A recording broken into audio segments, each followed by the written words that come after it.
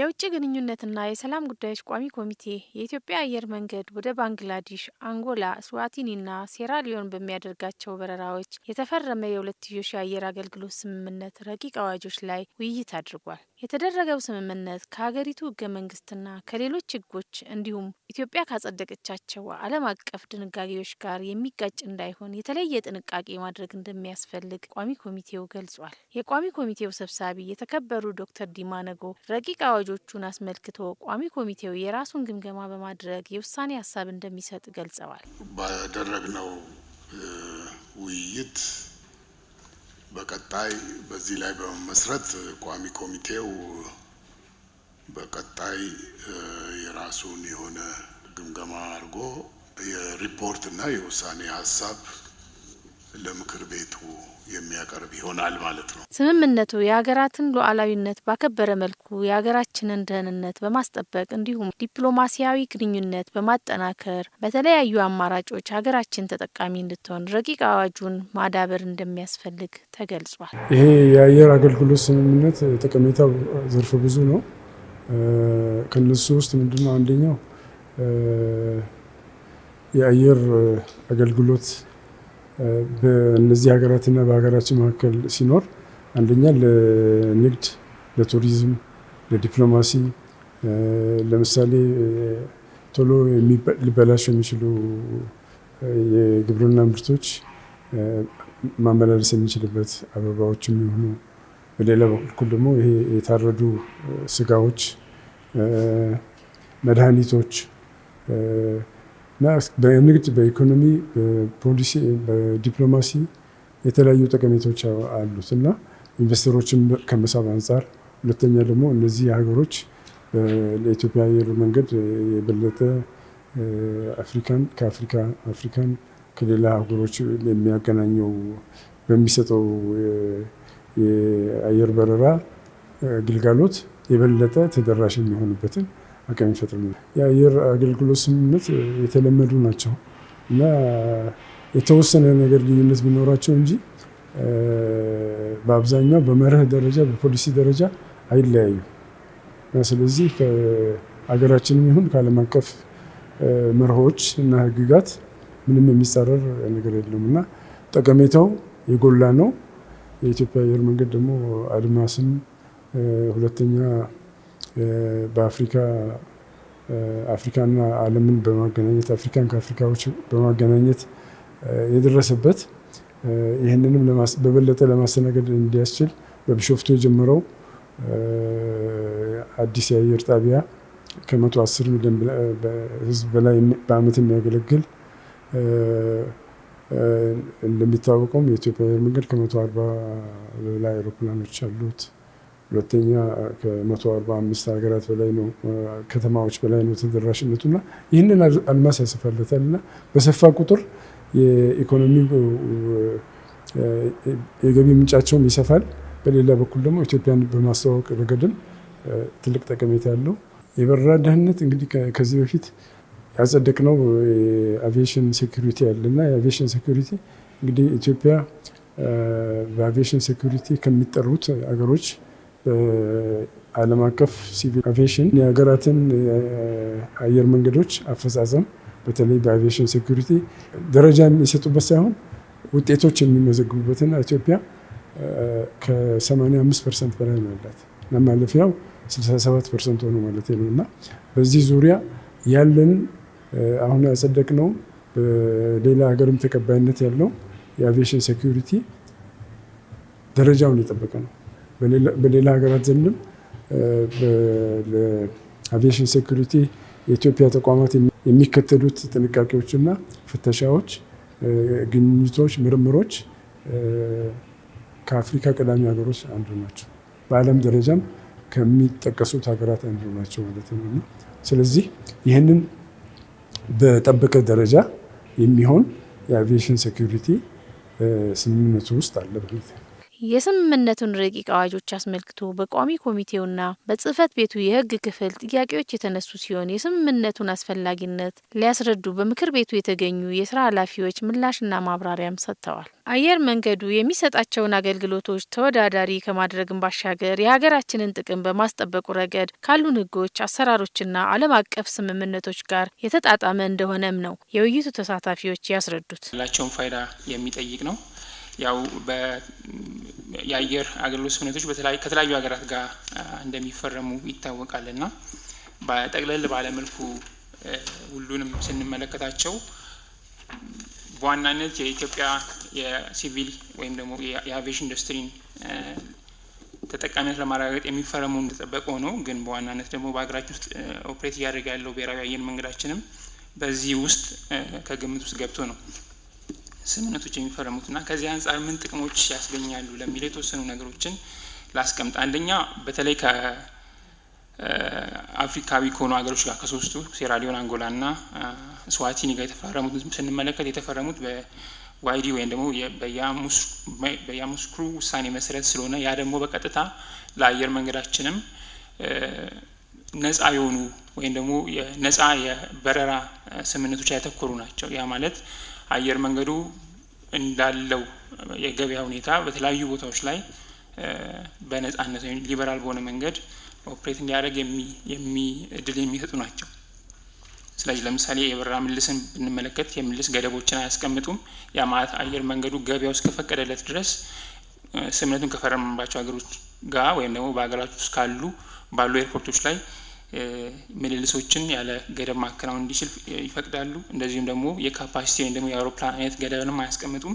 እነዚህም ያው አውሮፕላኑ እንግዲህ ዓለማችን በደረሰችበት ቴክኖሎጂ ያሉትን አውሮፕላኖች በሚፈልገው የመንገደኛ ቁጥር መጠን ያለ ገደብ በረራዎችን እንዲያካሂድ የሚፈቅዱ ናቸው ማለት ነው። ሌላኛውን ጥቅም ስንመለከት ደግሞ በተለይ ያው አንደኛ፣ ሁለተኛ፣ ሶስተኛ፣ አራተኛ እየተባሉ የሚሰጡ ትራፊክ መብቶች አሉና እነዚህ ስምምነቶች አምስተኛውንም ጭምር ይሰጣሉ።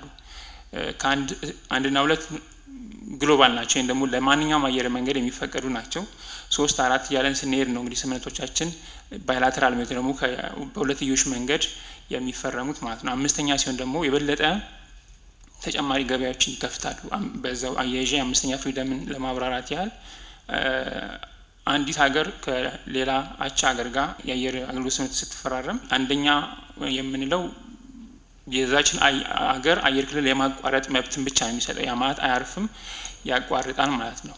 ሁለተኛና ሶስተኛ የምንላቸው ደግሞ በየሀገራቱ መሀል መንገደኛን፣ ካርጎን እንደዚሁ አራተኛንም ይጨምራል ከአንዱ ሀገር ወደ ሌላኛው ሀገር የመውሰድ ወይም ከሌላኛው ሀገር ደግሞ ወደዚህኛው ሀገር የመለስ አንደኛው ሀገር ላይ ያለ አየር መንገድ ከራሱ ሀገር ተነስቶ ወደ ሁለተኛው ሀገር ላይ ካርጎና መንገደኛ የማመላለስ በተቃራኒ ደግሞ ከዛም ያለው አየር መንገድ ተመሳሳይ የሆነ መብቶችን እንዲያገኙ የሚያደርግ ናቸው። አምስተኛ ሲሆን ግን ሶስተኛ ሀገርን መጨመር ይችላል። ያ ማለት ከተፈራረምባቸው ሀገራት ጋር ብቻ ሳይሆን ሌሎች ሀገራት ላይም በረራን የማድረግ ማለት ነው። ከኢትዮጵያ ተነስተን ወደ ስዋቲኒ ወይም ወደ አንጎላ ወይም ወደ ሴራሊዮን በምንሄድበት ጊዜ በመሀል ላይ ሌላ ሀገር ላይ የመሄድ ወይም የማረፍ እዛም መንገደኛ የመጫን የማውረድ እንደዚሁም ከዛ ከሶስተኛ ሀገር የጫናቸው መንገደኞች ደግሞ ወደ እነዛ ሀገራት የማጓጓዝ መብትን ይሰጣል። መንገደኛ ብቻ ሳይሆን ካርጎንም ይጨምራል ማለት ነው። በተቃራኒው ወደ ሀገራችንም በሚደረገው በረራም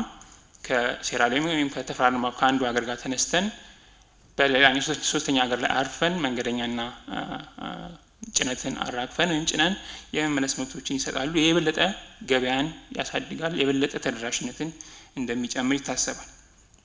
በተጨማሪ እነዚህ ስምምነቶች ተደራራቢ ቀረጥ የምንለው አለ። እነሱን ለማስወገድም ይረዳሉ ወይም ያግዛሉ፣ ያንን ጥቅም ይሰጣሉ። እንደዚሁም የኮር ሼሪንግ ወይም ደግሞ በሽርክና ለመብረር የሚያስችሉም ተጨማሪ እድሎችን ለአየር መንገዳችን የሚሰጥ ይሆናል ማለት ነው። ከዛ ውጭ ያሉትን ስንመለከት ግን እንደ የኢንዱስትሪን፣ ኢንቨስትመንትን፣ ቱሪዝምን ከማስፋፋት አንጻር እንደዚሁም ደግሞ በ10 ዓመት እቅዳችን መሰረት መዳረሻዎችን ከመጨመር አንጻር ያስቀመጥናቸውን ግቦችም ለማሳካት እነዚህ ስምምነቶች ጠቃሚ ናቸው፣ ፋይዳቸው ከፍ ያለ ነው ማለት ነው። ከዛ ውጭ ሁለተኛው ጥያቄ ስንመለከት አራቱ የአየር አገልግሎት ስምምነቶች በተለያዩ ዓመታት የተፈረሙ ሲሆኑ ለመጽደቅ የቀረቡት በአንድ ላይ መሆኑ ልዩ ጠቀሜታ አለው ወይስ በአጋጣሚ ነው የሚል ነው። በአብዛኛው ከአሰራር ጋር የተያዘ ነው። የተለየ ወይም ደግሞ ታርጌት ያደረግነው አንድ ላይ ቢጸድቁ የምናገኘው ጥቅም ኖሮ አይደለም። ግን ኖርማሊ የኢትዮጵያ ሲቪል አቪዬሽን ባለስልጣን በተሰጠው ስልጣን መሰረት ከተለያዩ አገራት ጋር የሁለትዮሽ ስምምነቶችን ካደረገ በኋላ እነዛ ስምምነቶች እንዲጸድቁ ተገቢውን አሰራር ጠብቆ ይልካልና ሁሉንም በአንዴ የመጡበት ወይም ደግሞ እንዲጸድቁ የቀረቡበት አካሄድ የተለየ ነገር ኖሮት ሳይሆን እንግዲህ ለቋሚ ኮሚቴውን በሚመች መልኩ እንደዚሁም ደግሞ በተዋረድ ያሉ ስምምነቶች ከተለያዩ አገር አቀፍ ሕጎች ጋር መስማማታቸውን ለማረጋገጥ በየደረጃው ያሉ አካላት ማረጋገጥ ስላለባቸው እነዛን ሂደቶች ለመሄድም በሚያመች መልኩ እንዲሆኑ ታስቦ የቀረበ እንጂ ሌላ ተጨማሪ ጠቀሜታ የያዘ ነገር የለውም። ሶስተኛው ፍሪደም ትራፊክ ራይት የሚለው ምን ማለት ነው የሚል ጥያቄ ቀርቧል። ቅድም የተወሰነ ነገር ጠቅሻለሁ። እንግዲህ አንዲት ሀገር የራሱ አየር መንገድ ፍላግሺፕ አየር መንገድ ይኖራታል፣ ወይ ዴዚግኔት የምታደርገው የምትወክለው አየር መንገድ ይኖራታል። የአየር መንገድ ወደ ሌሎች ሀገሮች እንዲበር ለማስቻል በዓለም አቀፍ ደረጃ የተቀመጡ የትራፊክ መብቶች አሉ። ያ ማለት አንድ አየር መንገድ ወደ ሌላ አየር መንገድ ሲሄድ የሚጠበቁለት ወይም ደግሞ አገራት በቺካጎ ኮንቬንሽን ውስጥ የተስማሟቸው መብቶች አሉ።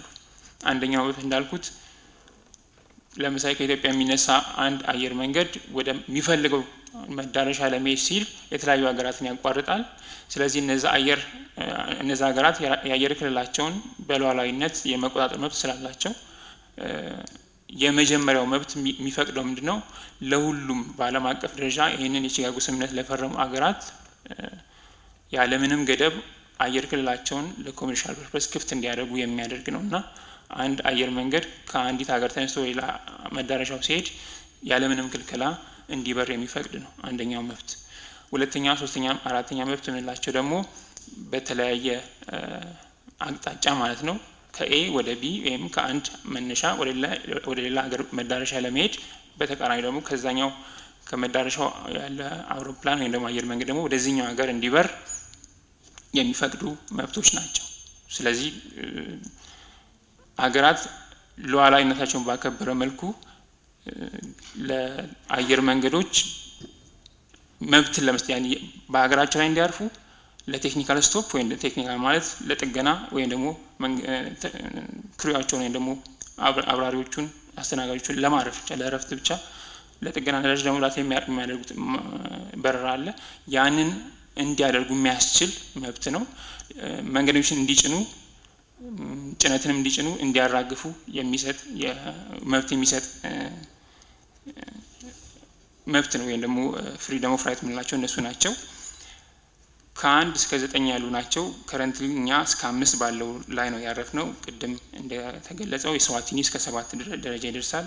ጥያቄው ላይ ስንደርስ ተጨማሪ ማብራሪያዎችን እንሰጣለን። እዛው ጋር ተያይዞ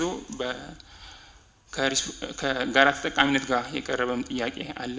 ያው የሁለት ሀገር ስምምነቶችን የሁለትዮሽ ስምምነቶችን ስንፈራረም ሁለቱ ሀገራት እኔ በሀገሬ ውስጥ ወይም በአየር ክልል ውስጥ በኤርፖርቶች ውስጥ ከዛኛው ከሁለተኛው ወገን የሚመጣውን አውሮፕላን ወይም ደግሞ የሚመጣውን አየር መንገድ በዚህ መሰረት መብቶችን ፈቅጄ ጥቅሞችን አስከብሬ ኦፕሬት እንዲያደርግ እንዲንቀሳቀስ ገበያውንም አክሰስ እንዲያደርግ ፈቅዳለሁ ባለች ጊዜ በዛው መጠን ያኛውም ወገን ተመሳሳይ የሆኑ መብቶችን ለዚህኛው ወይም ደግሞ በዚህኛው በአንደኛው ወገን ላለው ተፈራራሚ የሚሰጥበት ነውና በተለያዩ ዓለም አቀፍ ኮንቬንሽኖችም የተረጋገጠ ነው። እነዚህ መብቶች በቀጥታ ያንን አድሬስ ያደረጉ ናቸውና መብቶች ወይም ደግሞ ስምምነቶች መፈረማቸው ራሱ ያንን መሰረት መሪዎቹ እዛ ላይ የቆሙ ስለሆኑ ቋሚ ኮሚቴው በዚህ ረገድ ስምምነቶቹ እነዚህ ጋር ተጠቃሚነት ያረጋግጡ መሆናቸውን እርግጠኛ መሆን እንደሚችል ለመግለጽ ወዳለሁ። ወደ 6ኛው ጥያቄ ለፍና 4ኛውና 5ኛውን የስራ አጋሪ በኋላ ታነሳዋለች። ወደ 6ኛው ለፍና 6ኛው ላይ የሚለው ከግራውንድ ሃንድሊንግ ጋር የተያያዘ ጥያቄ ነው። በዋናነት በሴራሊዮን ሪፐብሊክ መንግስትና በኢትዮጵያ ፌዴራል ዴሞክራሲያዊ ሪፐብሊክ መንግስት የተፈራረመውን የሚጠቅስ ነው። ግራውንድ ሃንድሊንግ የምንለው እንግዲህ አንድ አውሮፕላን አንድ አየር መንገድ ወደ መዳረሻው ከደረሰ በኋላ መንገዶችን ያራግፋል፣ ጭነትን ያራግፋል፣ በዛው ሌሎች ቴክኒካዊ የሆኑ አገልግሎቶችን ያገኛል እና ያንን አገልግሎት የሚሰጥበት ወይም የሚያገኝበትን መንገድ የሚያስቀምጥ ነው። መብት የሚሰጠው ምንድነው? ዴዚግኔትድ የተወከለው አየር መንገድ በራሱ የራሱን ግራውንድ ሃንድሊንግ የመስራት መብት ይሰጣል። ያንን ማድረግ የማይችል ከሆነ ግን በእሱ ፍላጎት በዛ ኤርፖርት ውስጥ ወይም በዛ አገር ውስጥ ካሉ ግራውንድ ሃንድሊንግ ሰርቪስ ከሚሰጡ ተቋማት መካከል ላይ የመምረጥን መብትን ነው የሚሰጠው እና እየተለመደ ነው። እንግዲህ በሌሎችም ስምምነቶቻችን ላይ እነዚህ ነገሮች ተጠቅሰዋል። በሴራሊዮን ከሴራሊዮን ጋር ባለን ስምምነት ብቻ ሳይሆን ከሌሎች ሀገሮች ጋር ባለን ስምምነትም የተጠቀሱ ናቸው እና አዲስ አይደሉም ለማለት ነው። ምናልባት የበለጠ ማብራሪያ ካስፈለገ በሚነሳው ተጨማሪ ጥያቄ ወደ ማብራሪያዎቹ እናልፋለን ማለት ነው። ወደ 7ኛው ጥያቄ ሳል ከባንግላዴሽ ጋር በተደረገው ስምምነት ላይ አንቀጽ 19 ላይ የተቀመጠ ከአየር ጥበቃ ጋር በተያያዘ የተነሳ ጥያቄ ነው። አይካኦ የራሱ የሆኑ ስታንዳርዶች አሉት እና አንቀጽ 19 የሚያስቀምጠው ምንድነው? ሁለቱ ሀገራት በራሳቸው ሀገር ውስጥ በራሳቸው አየር ክልል ውስጥና በራሳቸው ሉዓላዊ በሆነ ግዛታቸው ውስጥ አየር መንገዶች የሚያደርጉት ኦፕሬሽን ከዛ ስታንዳርድ ጋር የተጣጣመ እንደሆነ ያረጋግጣሉ የሚል ነው የተቀመጠውና ዓለም አቀፋዊ ደረጃ ስለሆነ ያንን ደረጃ በእነዚህ ስምምነቶች ማስገባት አስፈላጊ ይሆናል። ያንን ምክንያቱም ያለ ስምምነት ወይም ደግሞ እነዚህ አንቀጾች ባይገቡ በአገራችን ውስጥ የሚንቀሳቀሱ አየር መንገዶች ከአካባቢ ጥበቃ ጋር መጠበቅ ያለባቸውን ደረጃዎች ለማስጠበቅ የሚያስችለንን አቅም ላናገኝ ስለምንችል ማለት ነውና ብዙ አይነት ስታንዳርዶች አሉ። ከዲካርቦናይዜሽን አንጻር ያሉ ስታንዳርዶች አሉ። ከኖይዝ ፖሊሽን ጋር የተያያዙ ስታንዳርዶች አሉ። እነዚህ ስታንዳርዶች አየር መንገዶቹ በሀገራችን ውስጥ ወይም ደግሞ የኛ አየር መንገድም ደግሞ ከተፈራረሙባቸው ሀገራት ውስጥ ኦፕሬት በሚያደርግ ጊዜ ዓለም አቀፍ ደረጃዎችን የማስጠበቅን ኃላፊነት የሚሰጥ መሆኑ ግንዛቤ ውስጥ እንዲገባ ነው። እንደገና ወደ ሴራሊዮን ስንመጣና በአንቀጽ 18 የኤሮኖቲካል ባለስልጣን የሚለውን ለማብራራት የቀረበ ጥያቄ አለ። ያው ሁሉም ስምምነቶች የመጀመሪያ አንቀጻቸው የመጀመሪያው ምዕራፋቸው የሚያስቀምጠው ዲፋይን ነው የሚያደርገው አንዳንድ ስምምነቶችን ወይም አንዳንድ ተርሚኖሎጂዎችን ዲፋይን ነው የሚያደርገው እና እንዲሁ ጠቅላላ አድርጎ ለመግለጽ ያህል ኤሮኖቲካል ባለስልጣን የምንላቸው ለምሳሌ ለኢትዮጵያ ከሆነ የኢትዮጵያ ሲቪል አቪዬሽን ባለስልጣን ነው። በአንቀጽ 1 ቢ ላይ ተቀምጧል። ምናልባት ሪፈር ማድረግ ከተፈለገ በእኛ ወገን ኤሮኖቲካል አውቶሪቲ ወይም ደግሞ የኤሮኖቲካል ባለስልጣን ተብሎ የሚጠቀሰው የኢትዮጵያ ሲቪል አቪዬሽን ባለስልጣን ነው። በሴራሊዮን ወይም ደግሞ በሁለተኛው ወገን ደረጃ ያለው ደግሞ በዛው ላይ እንደተቀመጠው የሴራሊዮን ሲቪል አቪዬሽን ባለስልጣን የሚለውን ነው ማለት ነው። ስለዚህ የኢትዮጵያ ሲቪል አቪዬሽን ባለስልጣንን የሚመለከት አገላለጽ እንደሆነ ግንዛቤ እንዲወሰድ ነው። የመጨረሻው አራቱ ስምምነቶች በይዘታቸው ላይ የህጎች ወጥነት መኖሩ ተረጋግጧል የሚል ጥያቄ ተነስቷል። ያው ስምምነቶቹ ወደዚህ ከመምጣታቸው ወይም ወደ ቋሚ ኮሚቴው ኢቭን ወደ ተወካዮች ምክር ቤትም ከመምጣታቸው በፊት እነዚህ ስምምነቶች ኢቭን ከመፈረማቸው በፊት ከተፈረሙ ብቻ ሳይሆን ከመፈረማቸው በፊት የሀገራችንን ጥቅም ማስጠበቃቸውን የብሔራዊ አየር መንገዱን ጥቅም መጠበቁን ከሀገራችን ህጎች ጋር የተስማሙ መሆናቸውን በተለያዩ ደረጃዎች ይረጋገጣል። ከኢትዮጵያ ሲቪል አቪዬሽን ባለስልጣን በተጨማሪ የውጭ ጉዳይ እንደዚሁም ደግሞ በጠቅላይ ሚኒስትር ቢሮ ጭምር ያሉ የህግ ክፍሎች ይህንን ቼክ ያደርጋሉ እና በዚህ ረገድ ለቋሚ ኮሚቴው ማረጋገጥ የምፈልገው ነገር ካሉን ህጎች ጋር ካሉን አሰራሮች ጋር እንደዚሁም ከዓለም አቀፍ ደረጃዎች ጋር የተጣጣሙ መሆናቸውን በዚሁ አጋጣሚ ለማረጋገጥ እወዳለሁ። ኢትዮጵያ የዓለም አቀፉ ሲቪል አቪዬሽን ድርጅት አባል እስከሆነች ድረስ በድርጅቱ የአቪዬሽን ሴኩሪቲን በተመለከተ በየጊዜው የሚወጡ ኮንቬንሽኖች፣ ፕሮቶኮሎች አሉ። እነዚህን ፕሮቶኮሎች አባል ሀገራት በድርጅቱ ከጸደቀ በኋላ አባል ሀገራትም እንዲፈርሙ ይደረጋል። ይሄን ሲያደርጉ አባል ሀገራት ከራሳቸው ሀገር ደህንነት ያስጠብቃል ወይ የሚለው ነገር እየታየ ነው የሚፈርሙትና በዚህ አሁን በዚህ ስምምነት በእነዚህ ስምምነቶች ውስጥ የአቪዬሽን ሴኩሪቲ ውስጥ የተካተቱ ኮንቬንሽኖች አሉ በተለያዩ ጊዜ የተፈረሙ በ1963 የተፈረመ ኮንቬንሽን አለ Convention on Offenses and Certain Other Acts Committed on Board Aircraft የተፈረመ አለ ሌላው ደግሞ ዲሰምበር 1970 የተፈረመ አለ Unlawful seizure of aircraft opened for signature at Hague የሚል ነው ሌላው እንደዚሁ በ1971 የተፈረመ አለ Convention for the Suppression of Unlawful Acts Against the Safety of Civil Aviation ሌላው ደግሞ በ1988 የተፈረመ አለ ሞንትሪያል ላይ ይሄም ደግሞ Act of Violence at Airports Serving International Civil Aviation የሚሉ ኮንቬንሽኖች አሉና እነዚህን ኮንቬንሽኖች ሀገራችን ከራሷ የብሔራዊ ደህንነት አንፃር በወቅቱ ገምግማ የፈረመቻቸውና የተቀበለቻቸው ኮንቬንሽኖች ናቸውና እነዚህን የመተግበር ግዴታ አለባት ከዛ ግን ባለፈ እነዚህ ነገሮች ስትፈርም ሀገራችን የራሷን እንደዚህ አይነት ስጋቶችን የማያስከትል መሆኑ በሚመለከታቸው አካላት ታይቶ ነው የሚፈረመውና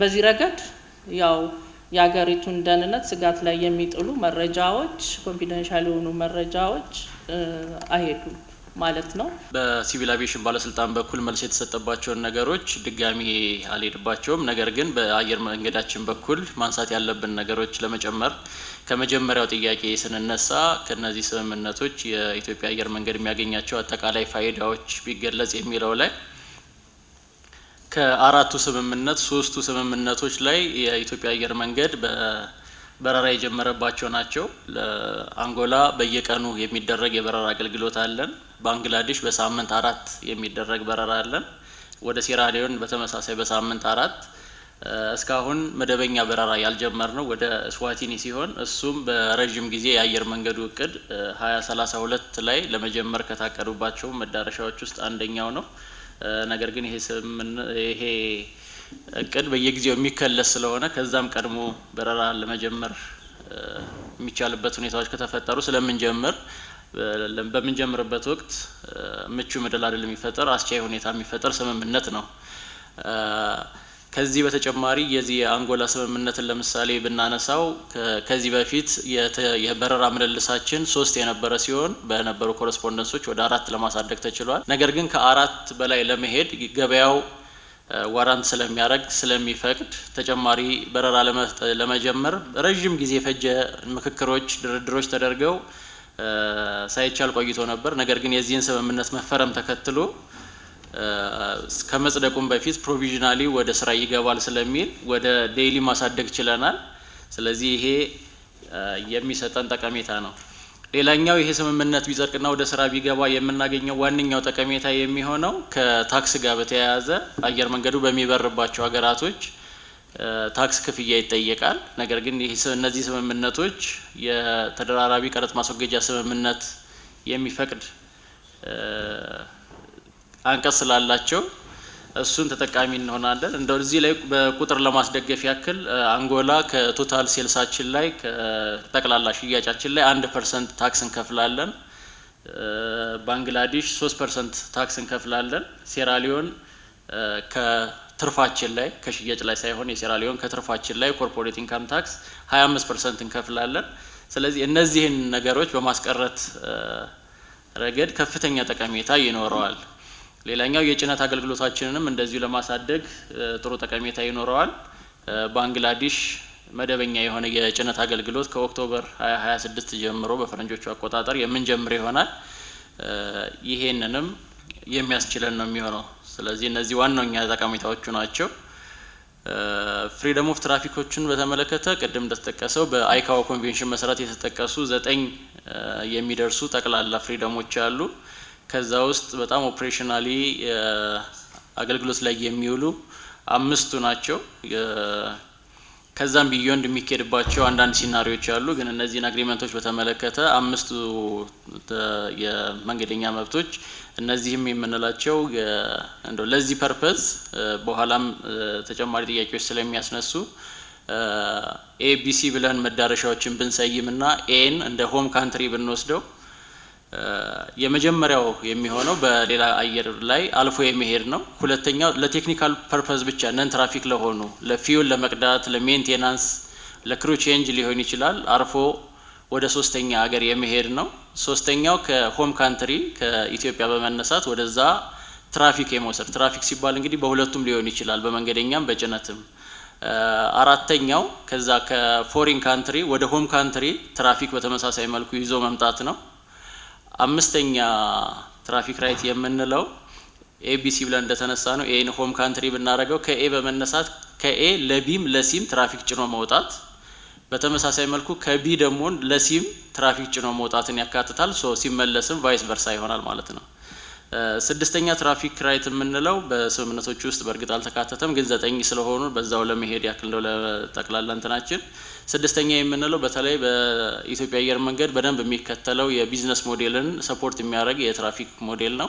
ይሄ ምንድነው? ከፎሪን ካንትሪ በሆም ካንትሪ በኩል ወደ ሌላ ፎሪን ካንትሪ መውሰድ ማለት ነው። አየር መንገዱ የሚከተለው ቢዝነስ ሞዴል አብዛኛው መንገደኛ ትራንዚት መንገደኛ እንደሆነ ይታወቃል። ከአፍሪካ በመሰብሰብ ወደ ኤሲያ፣ ከአፍሪካ በመሰብሰብ ወደ ኢሮፕ፣ በተመሳሳይ መልኩ ከኢሮፕ በመሰብሰብ በአዲስ አበባ በኩል ወደ አፍሪካ የሚወስዳቸው እነሱን ነው የሚያካትተው። ሪስፕሮሲቲን በተመለከተ የትኛውም ስምምነት ያገኘነውን ያክል መስጠት ስለሚኖርብን ሙሉ ለሙሉ ሪስፕሮሲቲን ያካተቱ ናቸው ስምምነቶቹ። ይሄም ደግሞ በአይካኦም በአፍሪካም ደረጃ በተቀመጡ ቴምፕሌቶች ውስጥ የተካተተ ነው። ሌላኛው ብሎክድ ፈንድን አስመልክቶ ያለው ጥያቄ ላይ ለመሄድ አያታ በቅርብ ጊዜ ያወጣው መረጃ ላይ እንደሚያሳየው ከ1 ቢሊዮን ዶላር የአሜሪካን ዶላር በላይ በተለያዩ አገራቶች የተያዘ ብሎክድ ፈንድ አለ። በተመሳሳይ መልኩ የኢትዮጵያ አየር መንገድም በሚሰጠው ኦፕሬሽን በተለያዩ ሀገራቶች ያሉት ገንዘብና ወደ ኮንሰንትሬሽን ባንኩ ማዘዋወር ያቃተው ከ100 ሚሊዮን በላይ የአሜሪካ ዶላር አሉ። ይሄ ማለት አንድ ሀገር ላይ ሳይሆን የተለያዩ ሀገራቶች ላይ ነው። እዚህ ላይ እንግዲህ ያለው አሰራር የመጀመሪያው በስምምነቶቹ መሰረት ለማውጣት ጥረት ይደረጋል። በስምምነቶቹ መሰረት በተገለጸው መልኩ የገንዘብ እጥረት ወይም በሌላ ምክንያት ማውጣት በማይቻልበት ጊዜ በመጀመሪያ ደረጃ የሚደረገው በሲቪል አቪዬሽን ባለስልጣኑ በኩል አሚካብል ሶሉሽን ለመፈለግ ጥረት ይደረጋል። እሱም የማይሆን ከሆነ ወደ ውጭ ጉዳይ በመውሰድ በዲፕሎማቲክ ቻናል ፑሽ እንዲደረግልን በዲፕሎማሲያዊ መንገድ መፍትሄ እንዲፈለግ ይደረጋል። እዚህ ላይ በደንብ ኤክስፒሪየንሶች ያሉን ገንዘቦችን ለማውጣት በሚደረጉ ጥረቶች ወደ ውጭ ጉዳይ በማምጣት ገንዘቦቹን የማውጣት ጥረቶች ተደርገዋል። በቅርብ ጊዜም የሞዛምቢክ ፕሬዚዳንት በመጡበት ሰዓት እንደዚሁ ተመሳሳይ መፍትሄ ለማግኘት ጥረት ተደርጓል። እዚህ ላይ ከውጭ ጉዳይ ጥረት ከተደረገ በኋላ ብዙ ጊዜ መፍትሄ ይገኛል። የሚኬድበት አግባብ እሱ ነው። ከዛ ውጪ ግን ብሎክድ ፈንዶች እንደዚህ ማውጣት በማይቻልበት ጊዜ ሎካል ኮሚትመንቶች እዛው አሉ። የምንከፍላቸው የነዳጅ፣ የግራውንድ ሃንድሊንግ የመሳሰሉ ወጪዎቻችንን እዛው በማቻቻል እንደዚሁ የብሎክድ ፈንዱ እንዲቀንስ የማድረግ ጥረቶች ይደረጋሉ። ሌላኛው ግራውንድ ሃንድሊንግን አስመልክቶ ግራውንድ ሃንድሊንግ የመሬት ላይ ድጋፍ አገልግሎት የምንለው ይሄንን የመጀመሪያው ነገር አየር መንገዶች ሰርቪሳቸውን ከሚያወዳድሩበት ወይም ሰርቪስ ኤክሰለንሲያቸውን ከሚያሳዩበት ነገር አንደኛው ይሄ ስለሆነ በስምምነቶች ውስጥ የሚካተተው ሰልፍ ሃንድሊንግ የራሳቸውን አየር መንገድ የሚሰጠውን ኦፕሬሽን በዛ ቦታው ላይ ሰልፍ ሃንድሊንግ እንዲሰጥ የሚፈቅድ ፕሮቪዥን ነው። ሰልፍ ሃንድሊንግ በአገሪቱ ሕግ በሚከለከልበት ጊዜ ወይም በማይቻልበት ጊዜ ከሚኖሩ ኮምፒውተሮች ውስጥ እዛ ሀገር ላይ የመሬት ላይ ድጋፍ ከሚሰጡ ኮምፒውተሮች ውስጥ በሰርቪስ በማወዳደር ወይም በአየር መንገዱ ዲስክሬሽን መምረጥ እንዲቻል መብት የሚሰጥ ነው። ሌላኛው አንዳንድ ሀገራቶች ላይ ሞኖፖሊ ሊሆን ይችላል። ግራውንድ ሃንድሊንግ ወይም የመሬት ላይ ድጋፍ አገልግሎት የሚሰጡ ካምፓኒዎች ብቸኛ የሆኑና ሞኖፖሊ ይሆናሉ። እንደዚህ አይነት ሁኔታዎች በሚያጋጥሙበት ጊዜም ዲስክሪሚኔሽን እንዳይኖርና የሰርቪስ መጓደል እንዳይኖር የሚሰጡት ስታንዳርድ የሚሰጡት አገልግሎት ስታንዳርድ እንዲኖረውና ለሁሉም አየር መንገድ ተመሳሳይ እንዲሰጡ ግዴታን የሚጥል ነው። ስለዚህ ይሄ የሰርቪስ ኤክሰለንሲያችንን የምናረጋግጥበት አንቀጽ ነው። እዚህ ላይ እንደተጠቀሰው አንድ ሀገር ላይ ብቻ የተካተተም ስምምነት ሳይሆን ሁሉም ላይ ያለ ነው። ከስታንዳርድ ቴምፕሌቶች ውስጥ የሚካተት ነው። እንደውም ከዚህም ባሻገር አንዳንድ ሀገራቶች ላይ ምን አይነት ኤክስፒሪየንስ አለ አልፎ ሄዶ ቢዝነስ እዛ የመሬት ላይ ድጋፍ አገልግሎት የመስጠት ለምሳሌ ድናታ የሚባለው የዩናይትድ አረብ ኤምሬትስ የመሬት ላይ ድጋፍ አገልግሎት ሰጪ ኦፕሬተር አፍሪካ ውስጥ ብዙ ቦታ ላይ ገብቶ ይሰጣል እና እንደሱም አይነት እንትኖች አሉ። የአካባቢ ጥበቃን አስመልክቶ የአይካኦ ሪኮመንድድ ፕራክቲሶች አሉ። ስታንዳርድ ኤንድ ሪኮመንድድ ፕራክቲሶች የሚባሉ አሉ። እነሱ ላይ የመተባበር ነው። ከሌሎች ድንጋጌዎች ጋር የሚጋጭ የሚለው ቅድም ከተባለው በተጨማሪ እነዚህ ስምምነቶች የአይካኦን ቴምፕሌት ተከትለው የተዘጋጁ ናቸው። በእርግጥ የሀገራችንን ኢንተረስት እንዲያሟሉ ማሻሻያዎች በሚደረግባቸው አንቀጾች ላይ ማሻሻያዎች ተደርጎባቸዋል። ስታንዳርድ የሆኑት ወይም አይካኦ ሰጀስት የሚያደርጋቸው ሪኮመንድድ ፕራክቲሶችን ያካተቱ ስለሆኑ ከዓለም አቀፍም ከአገራችን ሕጎችም ጋር የተጣጣሙ ናቸው። ይሄንን ለማለት ነው። ወደ እያንዳንዶቹ ሀገራቶች ሲኬድ ደግሞ እንደዚህ ተጨማሪ ምንሰጥ ይሆናል። ምክር ቤቱ ባደረገው 18ኛ መደበኛ ስብሰባ የአየር አገልግሎት ስምምነት ረቂቅ አዋጅን አስመልክቶ ለውጭ ግንኙነትና ለሰላም ጉዳዮች ቋሚ ኮሚቴ ለዝርዝር እይታ መምራቱ የሚታወስ ነው።